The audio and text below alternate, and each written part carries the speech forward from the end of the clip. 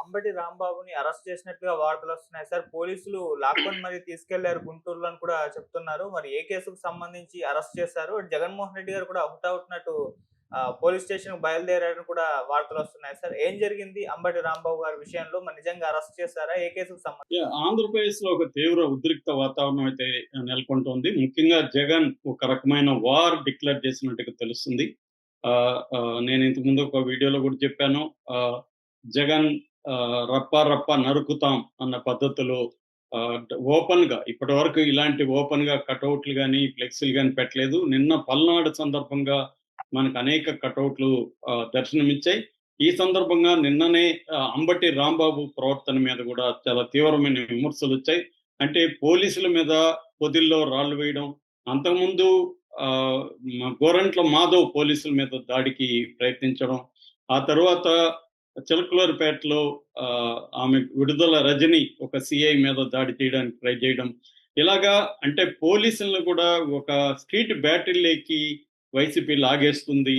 ఎందుకంటే పోలీసులు కూడా చంద్రబాబు చెప్పినట్టుగా వీళ్ళ మీద దౌర్జన్యాలు చేస్తున్నారు కాబట్టి దీన్ని మనం స్ట్రీట్ బ్యాటిల్‌లోకి లాగేయాలి అని జగన్ తన ఒక ఆర్మీ లాంటి ఒక సైన్యాన్ని, ప్రైవేట్ సైన్యాన్ని ఆహ్, ఒక ఫ్యాక్షన్ పద్ధతిలో ఫ్యాక్షన్‌ల లీడర్‌లకి అందరికి కూడా ప్రైవేట్ ఆర్మీస్ ఉంటాయి. వాళ్ళు దేనికైనా చావడానికైనా, చంపడానికైనా రెడీగా ఉంటారు. ఆ స్థాయిలో జగన్ ఇప్పుడు దింపేసాడని చెప్తున్నారు. ఎందుకంటే ఈ ప్రభుత్వాన్ని, కూటమిని ఎదుర్కోవాలంటే ముందుగా వ ప్రభుత్వంలో ఉండే వాళ్ళని లేకపోతే తెలుగుదేశం, జనసేన నాయకుల్ని భయభ్రాంతం చేయాలి. ఇది ఒక్కటే మార్గం అన్నట్టుగా జగన్ డిసైడ్ అయినట్టుగా మనకు తెలుస్తుంది. ఎప్పుడైనా గూడా కుర్రవాళ్ళల్లో ఒక ఫైటింగ్ స్పిరిట్ ఉంటది. వాళ్ళకొక థ్రిల్ కావాల్సి ఉంటది. అలాంటి వాళ్ళని ఒక ఆర్మీ లాగా తయారు చేసి మీరు చంపండి, నరకండి నేనున్నాను. ఏం ఏం జరిగినా నేను చూసుకుంటాను. ఆహ్, జైలుకెళ్తే నేను మిమ్మల్ని విడుదల చేయిస్తాను. జైల్‌లో గూడా నేను మిమ్మల్ని బాగా చూసుకుంటాను అన్న పద్ధతిలో భరోసా ఇస్తే వాళ్ళు రెచ్చిపోయే అవకాశం ఉంది. సో, అలాగా ఇప్పుడు జగన్ రెచ్చిపోతున్నాడని చెప్తున్నారు. ఈ నేపథ్యంలో ఇటు కూటమి ప్రభుత్వం గూడా ఏమాత్రం తగ్గట్లేదు. అరెస్ట్‌ల మీద అరెస్ట్‌లు చేసుకుంటూ వెళ్తుంది. ఆల్రెడీ వల్లభనేని వంశీని, తర్వాత పోసాని కృష్ణమురళిని ఇలాంటి వాళ్ళని ఎంతగా వేధించిందో మనం చూసాం. వల్లభనేని వంశీ ఇంకా జైల్లోనే ఉన్నాడు. నిన్న చెవిరెడ్డి భాస్కర్ రెడ్డిని కూడా బెంగుళూరులో ఆయన విదేశాలకెళ్తుంటే అక్కడ లుకౌట్ నోటీసులు ఇప్పించి ఆయన్ని పట్టుకొని వచ్చి కోర్టులో హాజరుపరిచారు. ఆయన్ని జైలుకి పెట్టారు. ఇప్పుడు లిక్కర్ కుంభకోణం గూడా చాలా వేగవంతంగా ముందుకెళ్తుంది. మరోవైపు ఆహ్, వైసీపీలో ఇంకా మాట్లాడుతున్న వాళ్ళు పిడికెడు మంది కూడా లేరు. ఎందుకంటే ఆల్రెడీ వైసీపీలో ఉన్న ఇటు దేవినేని అవినాష్ కావచ్చు, తర్వాత తలసిల రఘురాము, అబ్బయ్య చౌదరి, ఆహ్, ఇట్లాంటి వాళ్ళనందరిని కూడా కేసులు పెట్టేశారు. సో, ఇప్పుడు మాట్లాడుతుండేది ఒక పేర్ని నాని, ఒక అంబటి రాంబాబు, రోజా ఇలాగా ఒక 5, 6 మంది తప్ప ఎక్కువ మంది లేరు. సో, వీళ్ళల్లో ప్రధానంగా పేర్ని నాని మీద గూడా ఆల్రెడీ బియ్యం కేసులు పెట్టి, వాళ్ళ భార్య మీద కూడా కేసులు పెట్టారు. ఆయన గూడా మొన్న నా భార్యని నేను కాపాడడానికి చాలా కష్టపడాల్సొచ్చింది. ఆమెను ఎక్కడెక్కడో దాచిపెట్టాల్సొచ్చింది. ఇవన్నీ కూడా చెప్పాడు. అట్లాగే రోజా మీద గూడా ఆడుదాం ఆంధ్ర ఇలాంటి వాటి కుంభకోణాలు, తిరుమలలో జరిగిన కుంభకోణాల్లో ఆల్రెడీ కేసులున్నాయి. ఇక అంబటి రాంబాబు మీద గూడా ఆల్రెడీ గతంలో గూడా కేసులున్నాయి. ఈ నేపథ్యంలో నిన్న ఒక ఉద్రిక్త వాతావరణం చోటు చేసుకుంది. అదేందంటే ఆహ్, రెంటపాల ఆహ్, పాల్ల అనే ఒక గ్రామానికి నిన్న సత్తెనపల్లి నియోజకవర్గంలో ఉంటదిది పల్నాడులో. ఇందులో గత సంవత్సరం నాగమల్లేశ్వరరావు చనిపోతే ఇప్పుడు పరామర్శకు జగన్ బయలుదేరాడు. ఇది కావాలనే జగన్ ఏదో ఒక గొడవ క్రియేట్ చేసి తన కేడర్‌లో ఉత్సాహాన్ని నింపడం, పోలీసుల్ని భయపెట్టడం, అట్లాగే తెలుగుదేశం, జనసేన నాయకుల్ని, కింది స్థాయి కేడర్‌ని భయపెట్టడం ఉద్దేశంతో దండయాత్రలాగా వెళ్ళడం అనేది జరిగింది. సో, నిన్న మామూలుగా అయితే 70 కిలోమీటర్లే ఉంది.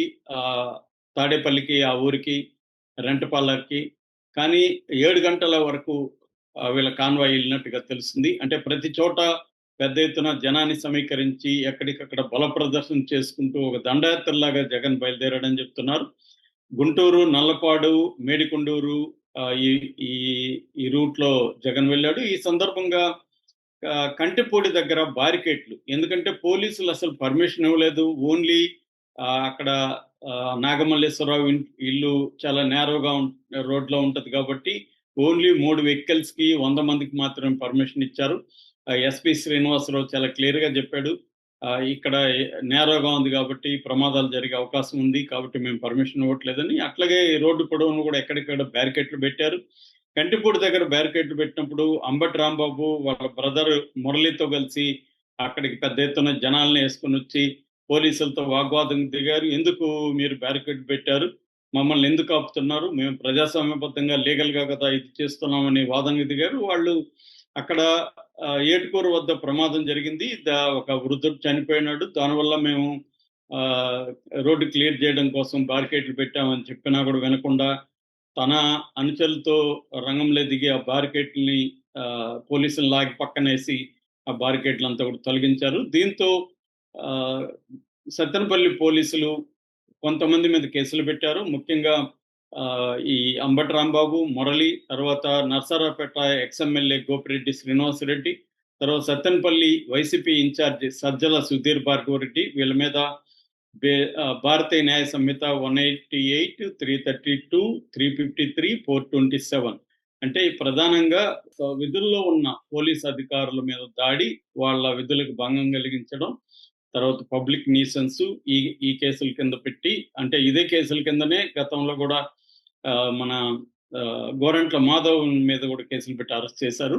సో ఇప్పుడు కూడా ఇతని మీద అలాంటి కేసులు పెట్టి అరెస్ట్ చేసి గుంటూరు జైలుకి తరలించే కార్యక్రమంలో ఉన్నారని చెప్తున్నారు. దీనికి జగన్ కూడా ఈరోజు ప్రెస్ మీట్ అనౌన్స్ చేశాడు. ఆ ప్రెస్ మీట్ అవగానే జగన్ కూడా బయలుదేరుతున్నట్టు చెప్తున్నారు. ఒక ఉద్రిక్త వాతావరణం అయితే గుంటూరు సమీపంలో చోటు చేసుకుందని చెప్తున్నారు. సో ఇటు తెలుగుదేశం కూటమి ప్రభుత్వం కూడా ఏమాత్రం తగ్గటం లేదు. ఎర్ర బుక్కు వాళ్ళు చెప్తున్నట్టుగా రెడ్ బుక్ రాజ్యాంగం అనేది నడుస్తుందని వాళ్ళు విమర్శిస్తున్నారు. ఇటు జగన్ కూడా ఒక యుద్ధాన్ని ప్రకటించినట్టే కనిపిస్తుంది మనకి. 1 year అయిపోయినాక ఇంకా మనం ఆగాల్సిన అవసరం లేదని, అందుకని ఆగమగాల మీద తల్లికి వందనం పథకం కూడా చంద్రబాబు ప్రభుత్వం అమలు చేసింది. దీన్ని తట్టుకోవాలంటే ప్రజల్లో వ్యతిరేకత రానికుండా చూసుకోవాలని చంద్రబాబు ప్రభుత్వం కూడా చేసిందని చెప్తున్నారు. దీనికి సంబంధించి లోకేష్ కూడా ఢిల్లీలో ఇటు అమిత్ షాని, తర్వాత జగదీప్ ధన్కడ్ ఆయన వైస్ ప్రెసిడెంట్, అలాగే చిరాగ్ పాస్వాన్, అర్జున్ రామ్ మేఘ్వాల్ ఇలాంటి మినిస్టర్లను కలిసి మరింత ఫండ్స్ రాష్ట్రానికి తీసుకురావడానికి వెళ్ళాడు. దాంతోపాటు ఈ జగన్ స్ట్రాటజీలో అమిత్ షాతో చర్చించి దీన్ని అడ్డుకోవడానికి తాము చేసే ప్రయత్నాలకి మద్దతు ఇవ్వమని అమిత్ షాను లోకేష్ కూడా అడిగినట్టుగా చెప్తున్నారు. అందుకనే పెద్ద ఎత్తున కేసులు పెడతామని ఎస్పీ శ్రీనివాసరావు కూడా నిన్న ప్రకటించాడు. అంటే జగన్ ఈ దూకుని అడ్డుకోవాలంటే కేసులు పెట్టి వీళ్ళందరినీ ఎక్కడెక్కడ యాక్టివ్గా ఉన్నారు నాయకులు వాళ్ళని లోపలేయడమే మార్గం అని లోకేష్ అనుకున్నట్టుగా తెలుస్తుంది. అయితే దీనికి విరుగుడుగా ఎంతమందిని అరెస్ట్ చేసినా మళ్ళీ పెద్ద స్థాయిలో ఎప్పటికప్పుడు ఆ ప్లేసుల్ని రీప్లేస్ చేయించి వాళ్ళ ద్వారా మళ్ళీ పెద్ద ఎత్తున ఒక వార్ సిచ్యువేషన్ ని తీసుకొచ్చి భయభ్రాంతం చేయాలి. దానివల్ల తెలుగుదేశంలో ఉండే ద్వితీయ శ్రేణి నాయకులు కావచ్చు, కేడర్ కావచ్చు, ఒక ఆందోళనలకు వెళ్ళిపోతారు. ఎందుకంటే మేము వస్తే మిమ్మల్ని నరుకుతాం, చంపుతామని ఓపెన్ గానే వాళ్ళు కటౌట్లు పెట్టుకుని తిరిగే పరిస్థితులకు వచ్చేసారు. దీనివల్ల ఎందుకంటే ఇంకా 4 ఏళ్ళ ఉంది, తర్వాత పొరపాటున జగన్ వస్తే మన పరిస్థితి ఏంటి అనే భయాందోళనలు కలిగించడం ప్రధాన ఉద్దేశంగా చెప్తున్నారు. ఈ నేపథ్యంలో వీళ్ళిద్దరి మధ్య ఒక టగ్ ఆఫ్ వార్ కనిపిస్తుంది.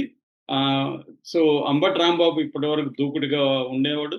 సరే ఈ కేసులో అయితే అరెస్ట్ అయ్యాడు.